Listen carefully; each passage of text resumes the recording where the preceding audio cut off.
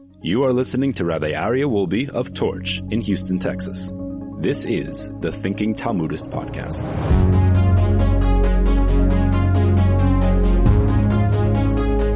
My dear friends, welcome back to the Thinking Talmudist Podcast. Last week we spoke about the Talmud in Brachot, Hey, Amud Aleph, 5a, where the Talmud tells us that every single piece of Torah, Mishnah, Talmud, Halacha, all is taught to us by God at Mount Sinai.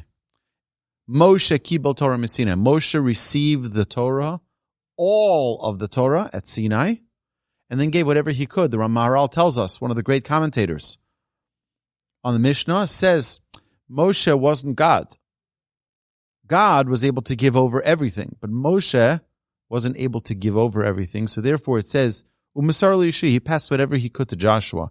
And Yeshua Misaruha, right? Misara in Joshua passed it on to the prophets, to the elders, and then to the men of the Great Assembly, etc., etc. But we got it all at Mount Sinai. Everything was given to the Jewish people at Mount Sinai. We have to understand and we have to appreciate that when we're sitting here and learning Torah, this is the exact same Torah. This is the exact same Mishnah and Talmud that Moshe was teaching the Jewish people. Moshe was giving the arguments. Moshe was giving the discussion. Moshe was giving the opinions that would later be written in the Talmud. We always think things as black and white. If you're right, I'm wrong. If I'm right, you're wrong. That's not the way it works in the Talmud. You can both be right, but we follow the ruling like one of them. And there's a whole system of how that works. It goes by seniority, etc., etc. But the overarching picture that we need to see is that the Torah, all of the Mishnah, all of the Talmud was given to Moshe at Mount Sinai. And we saw this from the verse. The verse states over here, Ve'etno ocha, God says, I will give to you esluchos ha'even, the tablets of stone, ve'ha-Torah, and the Torah, ve'ha-mitzvah, and the commandments, which I have written, asher kosafti lahorosam, to teach them. It's a very, very important thing here. Our sages tell us that all of the Torah, everything that's written in the 613 mitzvahs of the Torah, in the 5 books of Moses, in the 54 portions of the Torah, all of it can be learned from the 10 Commandments. The 10 Commandments is really the summary or the synopsis of everything you need to know in the Torah. The commentators say it's even more than that. All of the 10 Commandments is in the first commandment of Anochi Hashem Elokecha. And all of the first commandment is in the first letter, Aleph. That means if a person really understood the depth and the meaning of even one letter of the Torah, one letter, the letter Aleph, which means master, Aluf, you would understand the 10 Commandments. You would understand the first mitzvah. You would understand the 10 Commandments. You would understand the 613 commandments of the Torah. You'd understand the 54 portions of the Torah, the 5 books of Moses, all of the prophets, all of the writings, all of the Mishnah, all of the Talmud, all of the Halacha, everything, if you just understood one letter. One letter. It says that when Moshe ascended up to the mountain, what happened? What did he see Hashem doing? He saw Hashem crowning the letters of the alphabet. I mean, come on. What is God doing? He's putting a crown on the alphabet. We know there are certain letters. Shatnez gets Shin, Ayin, Tes, Nun, Zayin, Gimel, and Tzaddik. These 7 letters have crowns on top of them. Hashem was busy putting crowns on top of these letters. Well, what's going on over here? So, of course, these are very deep Kabbalistic concepts. But the idea that we need to understand is that every single letter is a world unto its own. Letter. Which is why our sages tell us the mere fact that we look at the Hebrew letters brings wisdom into our lives. Otiot machkimot. The letters themselves make you smart. Let alone the learning, the understanding, the toil. Just the letters themselves. So the Talmud here says unequivocally, that all of it was given to Moshe at Mount Sinai. So let's see over here what the commentaries say. Since the Mishnah usually teaches the basic commandments without expounding upon them, the verse refers to it simply as mitzvah, commandment. God is telling us that in addition to the Chumash, to the Torah, He will also give us the Mishnah, and that it too should be studied.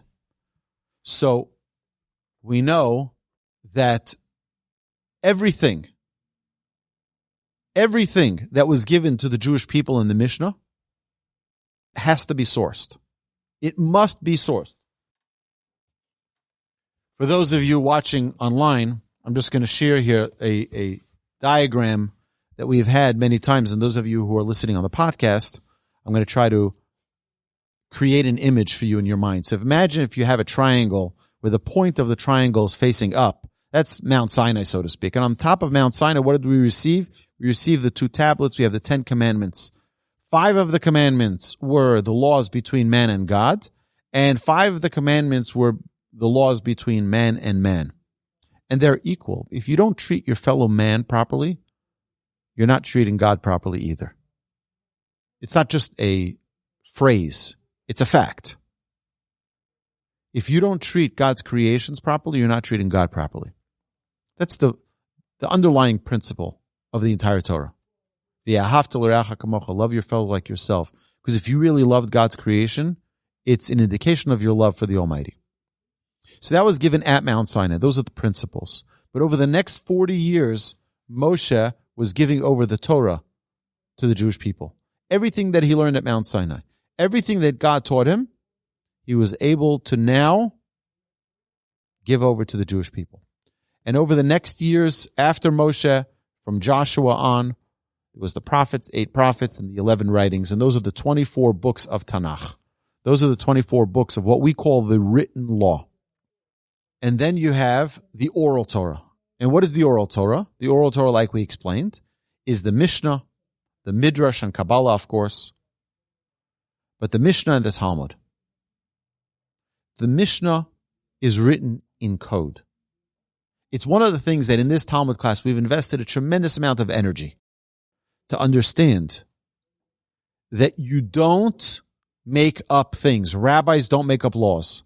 Rabbis have no authority to institute new laws without it being sourced in the Torah. Even washing our hands before we eat, which is a rabbinic law, so to speak, is sourced because we see that Abraham and his servants, before they ate, they washed their hands. He made them wash their hands. We see in the temple, before there was service, before they went to eat from the offerings, they had to wash their hands. So we see that the precedent is there. The sources the rabbis bring is all based in the Torah. So even if there is a rabbinic decree, it wasn't a decree before, it wasn't a law before then, the rabbis were able to institute it based on what is in the Torah. So you have the Mishnah and you have the Talmud. And the Mishnah is written in a form of code. It's like, you know what happens in the background of your computer? You're a computer programmer, right? It's a lot of code. And unless you have the program to untangle that code, you won't know what's going on. You'll turn on your computer, it's like something's not working. Yeah, maybe there's a little virus in that code. Someone put in a code that's not accurate. So then there's a virus, and then it affects everything. Nothing in your computer works properly. The code of the Mishnah is so critically important because when the Talmud dissects the Mishnah, the Talmud explains the Mishnah, the Talmud goes into the very, very arduous process of verifying the source for everything written in the Mishnah. And almost every single piece of Talmud after a Mishnah will say, Mina Hanimili, where do you know this from? You're telling me something. What's your source? Don't just tell me words. I want the source. And unless you have the source, we're not going to accept it. The Jewish people don't just say things, don't just accept things because you said it. So you're a rabbi. Big deal. Show me one synagogue that says, oh, the rabbi said so, it has to be. No, people argue and people fight and people, because we're a people that are invested in truth. And therefore, just because you said something doesn't mean it's true. prove it, verify it. So we have over here the Mishnah, we have the Talmud. Now what comes in the conclusion? And I brought this example 100 times, but it's worthwhile for us to repeat it. The first Mishnah in all of the Mishnah begins the following way. Me'ematai korin et shema be'arvit. From what time do we begin reciting the Shema in the evening? So Mark, let me ask you a question. Does that make sense to you, that question? From what time do we say Shema? There are so many assumptions being made in that question. It's like, so Mark, when are we going skiing? What? We're going skiing? I didn't know we're going skiing. We never talked about, like, what do you mean? From when do we recite Shema? Where do we know that we even recite Shema? There is this underlying assumption being made. So that's the way the Talmud will attack that Mishnah. And the Talmud would say, what are you talking about, Shema? Who even said you say the Shema? Who said that you recite the Shema? The Talmud now says, let me explain. The verse says that you should read the Shema every morning and evening. Now I know the source. So now let's go back to your question. From what time do we begin reciting Shema? So when is the beginning of evening is your question. And the Talmud goes in to explain it. Again, the Talmud needs to source everything. So the Rambam did an amazing, amazing work. The Rambam knew all of Torah. He knew all of Mishnah. And he knew all of Talmud. And then what he did was he gathered together all of the conclusions of each piece of Talmud, and he put it into a very, very organized 14 books of the Yad HaChazakah. And if you look over here, my dear friends, the 14 books of the Yad HaChazakah, and the Rambam very clearly outlines all of Jewish law. Now, this was very unpopular. There were many people who were very angry at the Rambam. Who are you to start codifying all of Jewish law? He went through all of the Talmud, based on all of the Mishnah, which is sourced in all of the Torah, and all of those conclusions of those discussions and those arguments, the Rambam put in an organized fashion. So you open up the Rambam will say a person is obligated, this is the way he starts, right? A person is obligated to recite the Shema every morning and evening. Why? Because it says in the Torah, the conclusion of all of the Talmud in an organized fashion. Now, the reason why people were opposed to the Rambam, just so that your curiosity is cleared from this, is because, think of it like this. Till now, till the Rambam came along, you had to really study all of Torah, all of Mishnah, all of Talmud to know how to conduct your life as a proper Jew. The Rambam created a shortcut in their eyes. In their eyes, what you're doing is you're taking away the scholastic element, the Torah element, by just giving them the answers. What do? Look at the Rambam. They'll tell you what to do. What happened to the study? What happened to the toil? What happened to the labor of learning through the Torah? People are just going to skip, and people are just going to take the shortcut. And people didn't realize that the Rambam was ahead of his time, and that people needed to know how to live their lives as well as to learn. So what happened is that the Rambam very quickly became the hottest item. After it was burnt in public squares, the rabbis burnt it because they said, this is crazy. We're going to take away all of the study. People are not going to learn Torah anymore because they just have the conclusion. This is what I do. But they're not going to know why. They're not going to have all the reasons. They're not going to have all the foundation of Torah and Mishnah and Talmud. Exactly, the sweat equity. And then the Rambam, who passed away in 1204, eventually, 300 years later, was codified in what's known as the Shulchan Aruch. The Shulchan Aruch is the teaching of Rabbi Yosef Karo and Rabbi Moshe Isserlish, who together, the Ashkenaz and Sfard, came together and put together what we know as the Shulchan Aruch. And the Shulchan Aruch is the modern day code of Jewish law to what is applicable. It means the Rambam wrote what was also not applicable in our days. For example, he wrote about all the offerings. He wrote about the service in the temple. The Kohen's detailed tasks, the offerings, detailed tasks, etc., etc. Every single detail the Rambam wrote about. The Shulchan Aruch says, let's deal with what's practical today. What's applicable today? And then we have, for example, the Mishnah Berurah written by the Chavetz Chaim, who passed away in 1934, where he made it even more simpler for us to understand how to live life. But you know what the common thread of every single thing that's written in the Mishnah Berurah, in the Shulchan Aruch, in the Rambam, in the Jerusalem Talmud, in the Babylonian Talmud, in the Mishnah, in the Kabbalah, and in the Midrash? There's one common thread. Every single word needs to be sourced. And there's no such thing as someone writing something in a Jewish book without a Torah source for it. Bringing a source from some self-help book isn't legitimate source in the Torah. Bring a source from the Torah. I remember one time, many, many years ago, I was about 17 or 18 years old, and I came up with a Jewish thought on the parsha. I came up with an idea. I was very excited about it.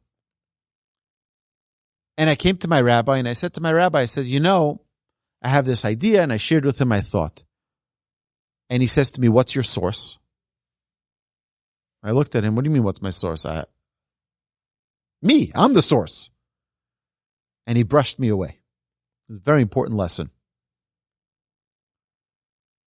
Find the source. If it's not in a source, don't give me your own ideas, your own thoughts.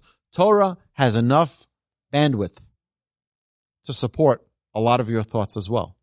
Go find it. Go through the hard work finding the source for it.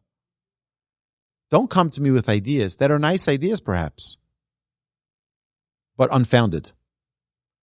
Judaism does not accept rabbis making up things.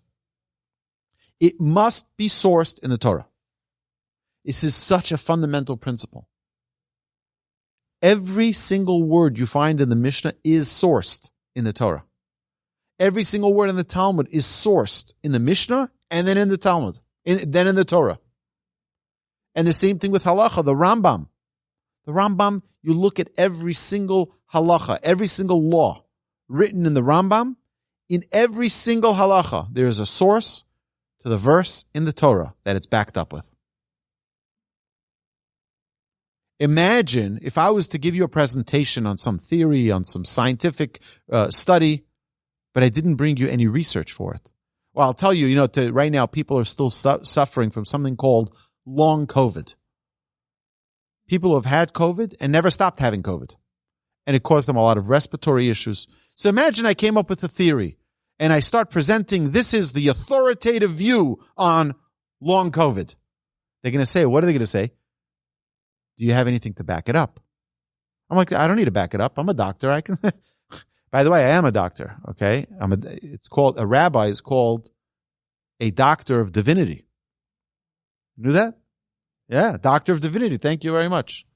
You want me to prescribe something? But I'm not talking about that type. I'm talking about a medical doctor, a medical professional, someone who's done research, someone who's studied. Nobody would accept it. You go present, talk about your theory without giving something which was peer-reviewed, something that was published in the Journal of Medicine. It needs to be backed up. You can't just give ideas based on some theory that's not well-founded. People will laugh you out the room. You have to bring sources.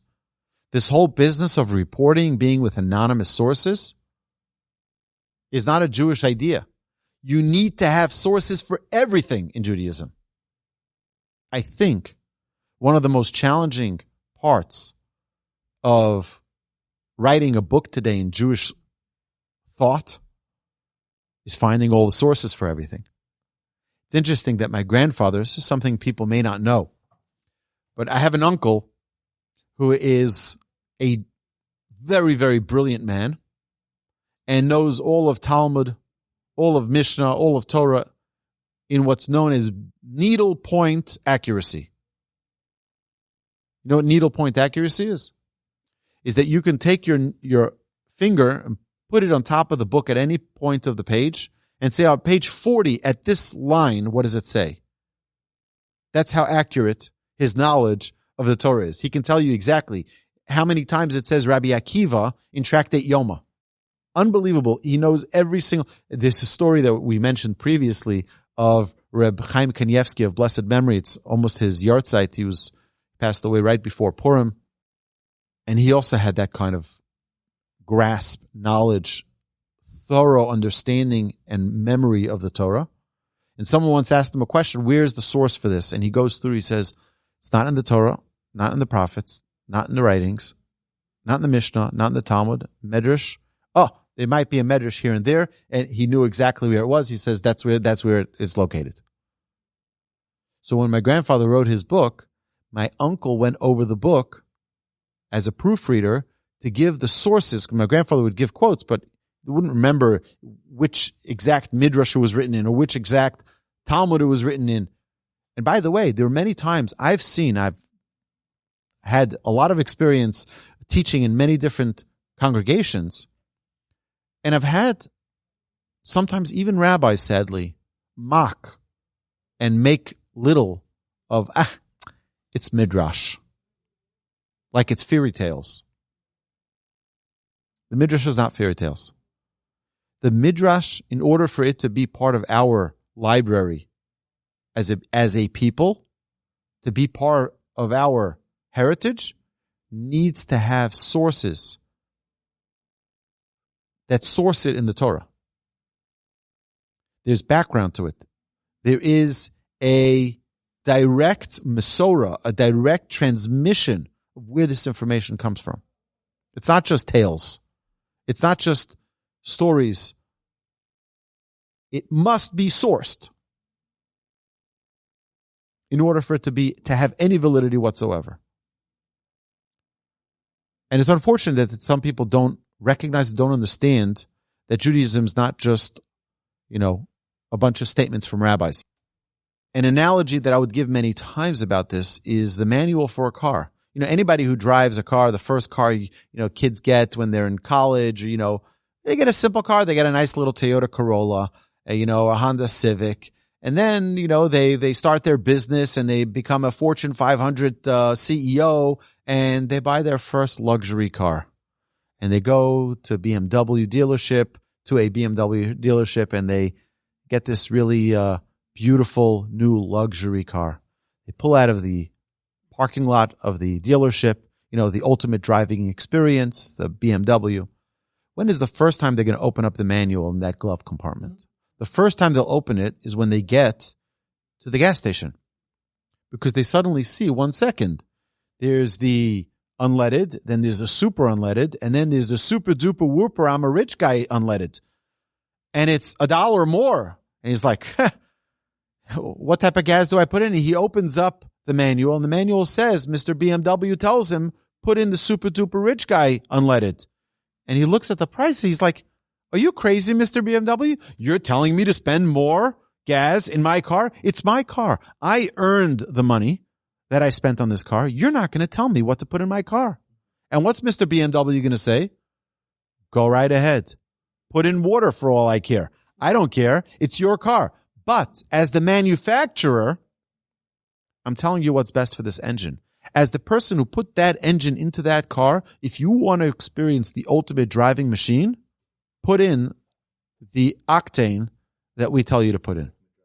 So let me just ask you a question. Who's the manufacturer of this world? As the Ramchal teaches us, and all of our Torah teaches us, this world was created for pleasure. What's the ultimate pleasure machine? The Jewish person who has a Torah. The Torah was given to us by the Almighty. That's the manual. You open up the manual. It says, you know what? Keep kosher. You look at the price. You're like, what? I'm going to spend. And here's the amazing gift. I'm telling you. Whole Foods is the greatest gift to kosher. Whole Foods is the greatest gift to kosher. I'll tell you why. You see, till now, people said the Yetzer Hara in the back of their like, that's ridiculous. I'm going to pay the rabbi tax. I'm going to pay the extra $5 a pound on kosher meat. Are you crazy? Comes Whole Foods and it's $26 for a box of cereal. And everyone is running to Whole Foods. Why? Because a doctor, without any research, by the way, if you read the New York Times had an article about organic food. They did hundreds of studies, not a single proven benefit. Not one. But a doctor said, it might be better for your health. Everyone runs to Whole Foods to spend $26, but to spend an extra $1 or $2 or $3 on kosher? God doesn't know what he's talking about. What does God know? But the doctor, he knows, right? God says, put in the better fuel. It'll be a better experience for you.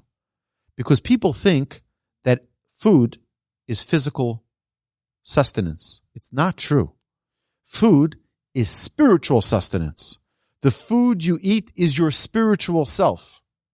And the way in which it was prepared is the food for your soul, our sages tell us. What comes when a person eats non-kosher, by the way? You know what happens? The Talmud says, foggy brain. You're not able to think spiritually. You're not able to connect spiritually. It's timtum alev. You get a fogginess in the mind, not being able to discern of holiness and spirituality. I wanted to share with you something that really hurts me and pains me as a Jew. So as many of you know, I mentioned this off the record. I was interviewed by the Meaningful People podcast, and they made a bunch of these clips, little short clips, and they posted them on Instagram. And one of them is a quote where I'm talking about the devastating reality today of intermarriage, where intermarriage is destroying our nation. It's destroying our people, where many people today don't know that they're Jewish or don't know if they're Jewish. And it's becoming increasingly more difficult for students on campus, where you can have a Mike Friedman who's not Jewish. You can have a Martinez who is Jewish, because this one's mother is Jewish, and this one his mother is not Jewish. He takes his father's name, and seemingly the Friedman is Jewish, but he's not. And seemingly the Martinez, one would think, is not Jewish, but is Jewish. And it's becoming increasingly more complicated. If I can tell you, sadly, the amount of hate that is written on that post on Instagram, I'll tell you to what point. I don't mind if someone says, listen, I want to do what I want to do, and this is just the way it is. I have no problem if someone says that. It's none of my business. It's their relationship with God. What bothers me and what saddens me is when a guy writes over there, what's the problem with intermarriage? Intermarriage is perfect. My wife is Christian, I'm Jewish, and we raise our child half Christian, half Jewish. What's the problem? It's that fogginess that people don't even see clearly anymore. What's the problem with it? You could talk even with the whole lifestyle discussion of people, who they marry and what, that used to be a very cut and clear moral and value that people had. And with our culture, it's become more and more blurry, where people don't even know what's right and wrong, where people won't even talk about it. And you know what? It's not our discussion, because everyone here at the Torch Center is always welcome. We welcome everyone. Anyone who wants to learn Torah, will never put anyone down. We'll never talk about any of the movements, because that doesn't exist in our world. In our world, anyone who wants to learn about Judaism is the most holy person in the world. Anybody who wants to learn, anyone who wants to grow, we say that there are two types of Jews. I know people think there's Reform, Conservative, Orthodox, Reconstructionist, all of these other types. It's not true. I don't buy any of it. It's all nonsense. There are two types of Jews. There's a growing Jew and there's a stagnant Jew. And I can show you in every one of those, quote, labels, movements, people who are growing Jews. And I can show you in every single one of those movements, people who are stagnant Jews. And what we're trying to do as an organization is get every Jew to be a growing Jew. Every Jew to be a loving Jew, a passionate Jew. And that's our goal. That's our mission. Not to be exclusive, to be inclusive of everyone. And we never ask, no one has ever been asked, are you Jewish? Who's your mom? Never. It's never happened here. And no one's ever been asked who they have their personal, intimate relationship with. It's not our business. We're here to teach Torah. We're here to teach the Torah that God gifted us with, that manual to maximize pleasure in this world. So we had a little bit of an introduction from the other rabbi, so it ate up some of our time. Hopefully it was inspirational and meaningful. Hashem should bless us all, that we should have the clarity of mind. We should have the ability to connect to the Almighty in every area of life, whether it's our simple things like eating food, to recognize that the food is a gift from Hashem and infuse ourselves with that holiness and spirituality, or it be our study of Torah, to realize and feel that connection. This week is the holiday of Purim. The holiday of Purim is one of the holiest days of the entire year. The power for prayer, the power for our prayers to be fulfilled on Purim. It says, Kol haposhet yad notnim lo. The special gift of Purim is that we give charity to everyone. Anybody who stretches out their hand, we give them charity. Our sages tell us that's not only the mitzvah that we do for others, that's what Hashem does for us. If we stick out our hand, we daven, we ask Hashem for anything in the world, notnim lo, Hashem gives you from heaven. Whatever we ask for on Purim, it's a very powerful time for prayer. My dear friends, let's utilize this special power. This Shabbos is Shabbos Zarcha. We're going to take out 2 Torah scrolls from the Ark. We're going to read the entire portion of Tetzaveh with 7 aliyahs. And then we have one more aliyah for Shabbos Parsha Zachor. We're going to read to remember Amalek. Amalek is any time you have an inspiration and someone tries to remove that inspiration from you. That's Amalek. Amalek attacked the Jewish people as they were leaving Egypt. They left Egypt. They're so inspired. They're like, wow. Boom. They try to attack the Jews. Let's not lose our inspiration. Let's keep it going. Let's push forward. My dear friends, have a beautiful Shabbos. Have a magnificent, uplifting Purim. And I look forward to Talmud again next week. Shabbat Shalom.